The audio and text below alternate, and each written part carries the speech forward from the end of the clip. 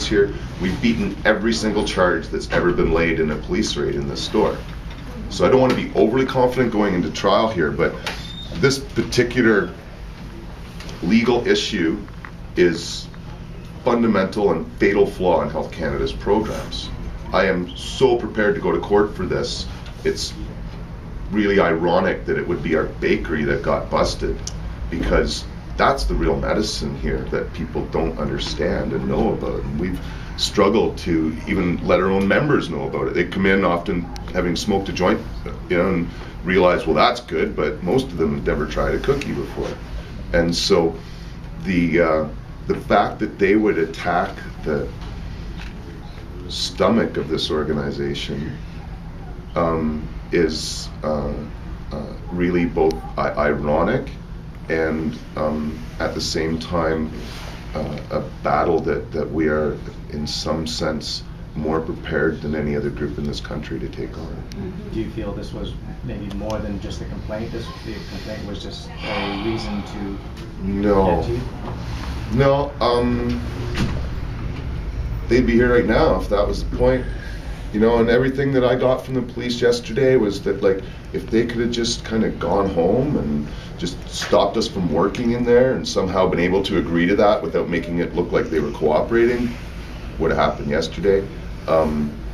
Everything that I've seen and heard from the police, they realize we're actually keeping the traffic down in Victoria Core. If 3,000 people were suddenly, lost this facility and were going to buy their herb in downtown Victoria or whatever, they'd be looking at a lot more work, and otherwise the healthcare system would go through chaos. And so, I have every reason to believe that this organization and this is not being targeted here. And in part too, because I was there last night when some of the neighbors in the building were complaining about, like, that their building had already had this negative impression of being this drug house and all these stuff going on, and they just wanted us out because they didn't know really what was going on, and even knowing some of what was going on, they're like, we're disgusted, we want the druggies out of this place, kind of Puritan sort of attitude.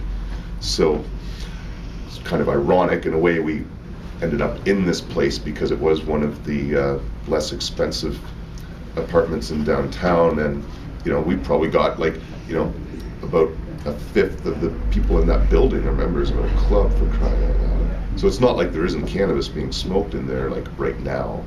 And I guess you're not able to utilize your own kitchen where you live just because of legal issues and you're not being allowed to be in possession? I can't tell you where I'm going to go right now.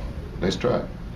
No, I wasn't asking you. I'm just saying, you get money in the club. What was stopping you from using your own kitchen before rather than... Well, where do you think it started? Yeah. I can't say that our club will go without a facility, but the place that I live is not very good for a whole bunch of reasons, and it would only be a temporary fix. I live in a crack house myself, so it's You live in a crack house? It's an apartment building with a lot of crack use. Yeah. I've been so busy here, I haven't had time to find a nice place to live myself. So my own building might not be that much better. We need a house. So what was, sorry, I'm behind on the times here. What was seized? I'm Joanne Hadley from the Times Colonist. Okay.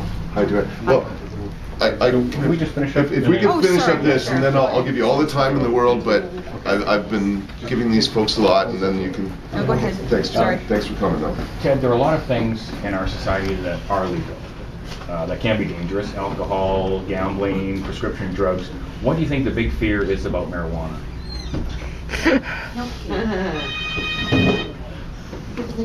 It's the main excuse that lawmakers, politicians, and fear mongers in general use is that drugs are not good for kids and therefore they should be illegal. I'm not saying it's a good argument, but that is the number one argument, is this sort of gut almost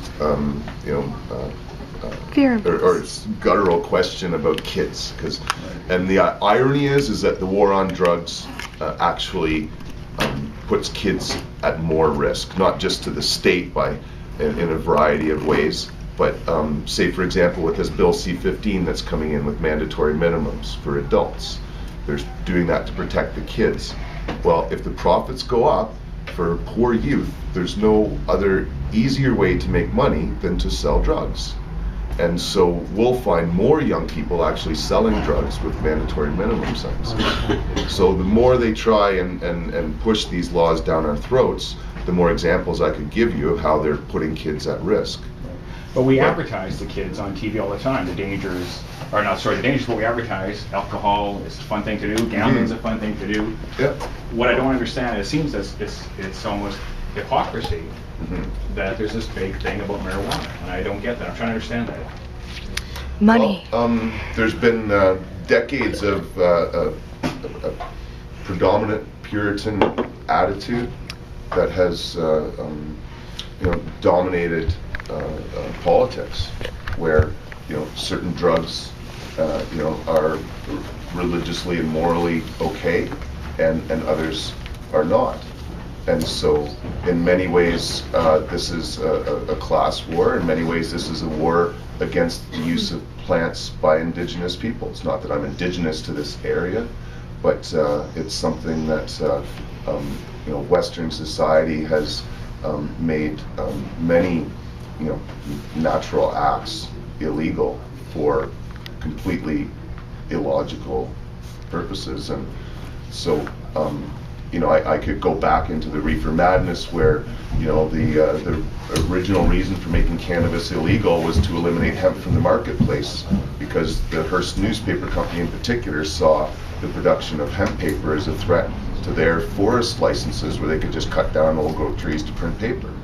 So instead of paying farmers, they'd rather rape our natural resources. And that's what a lot of this comes down to, is that Fortune 500 is not behind the agricultural community. Thank you. Now, Health Canada has decided that marijuana is a valid medicine for everything from morning sickness to injuries. Is there currently a legal way provided by the law for people to get this kind of medicine? To possess cannabis marijuana, but not the food and skin products, they're totally illegal. Now, just as a point, I think Sue, maybe other members would be willing to grant interviews individually to any media as well. I know you were. Okay. I could be wrong. No, that's fine. It's important. It's really, really important to me. Like, I cannot draw fear for me. I do not smoke. Sorry. It's Susie. Susie, S-U-S-I. Yeah, S-U-S-I. And your last name? That's good. I can't. Okay. Unless I have. Ransom. You can hold that for ransom. No, yeah. You can quote me. Yes, you can quote me, because it is important. Because I could not walk. I was in a wheelchair, and I started having the cookies. And I can drive. I can walk. I can run. What's your I can ride my bicycle. I have two permanently physically disabled knees. I was in a skiing accident and one and another accident with another. So the ligaments aren't even joined in my legs, right? So trying to build up the muscles, and of course the pain causes nausea. And when I have nausea, I can't eat. I can't build up the muscles. So it was a really catch-22. So when I started eating the cookies, I got my appetite back, my muscles. I was able to build up my muscles, and now I can drive and function like a normal person. And I really would like the option to not have to smoke to get this medicine in me. And the cookies are marvelous.